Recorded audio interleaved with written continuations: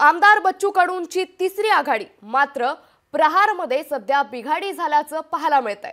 त्यामुळे मोठी बातमी सध्या राजकीय वर्तुळातून समोर येते। आमदार बच्चू कडूंची तिसरी आघाडी मात्र प्रहारमध्ये बिघाडी झाल्याचं पाहायला मिळतंय। प्रहारचे आमदार राजकुमार पटेल यांच्या पोस्टरवरून बच्चू कडूंचा फोटो गायब आहे। बच्चू कडूंच्या ठिकाणी मुख्यमंत्री एकनाथ शिंदेंचा फोटो लावण्यात आलाय। विधानसभा निवडणुकीच्या तोंडावर बच्चू कडूंना मोठा धक्का बसलाय। तर विधानसभेच्या निवडणुकीच्या तोंडावर बच्चू कडूंना धक्का बसल्याचं सध्या पाहायला मिळतंय। राजकुमार पटेल हे अमरावतीच्या धारणी विधानसभेचे आमदार आहेत। पोस्टरवरून प्रहारचं नाव आणि बच्चू कडूंचा फोटो गायब आहे। मुख्यमंत्री शिंदेंकडून विधानसभेसाठी मोठा शब्द मिळाला असल्याची चर्चा आहे। तर कार्यकर्ता संवाद बैठकीतून आमदार राजकुमार पटेल अधिकृत घोषणा करणार आहे।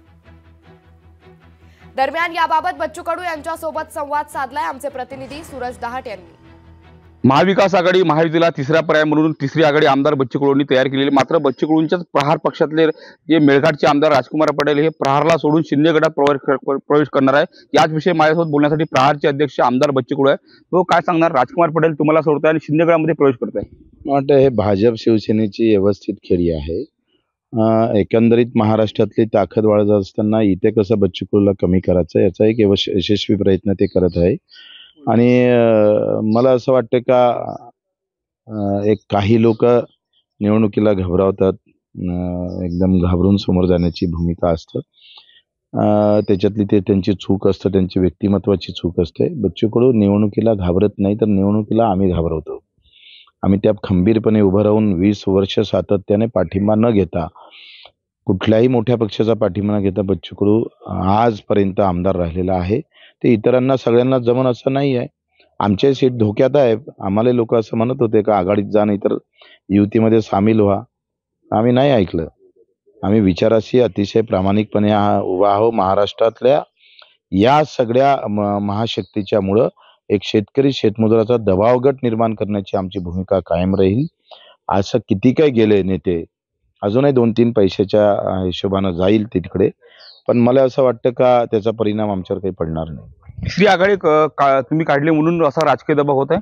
हा, मला असा प्रयत्न होत आहे। मला असं वाटतं का एकंदरीत ते प्रयत्न त्यांचे सगळे फेल होईल, त्याचे परिणाम शिंदे गटाला भोगावं लागेल। तुमचं राजकुमार पटेल सोबत बोलणं झालं होतं का? बोलणं झालं होतं। ते म्हणत होते की मी त्यांच्या इकडे तिकडे कसं उभं राहीन, मी निवडून कसं येईन। म्हटलं तुम्ही पहा, आणि अडवण्याची काही आपली भूमिका कधीच नसते।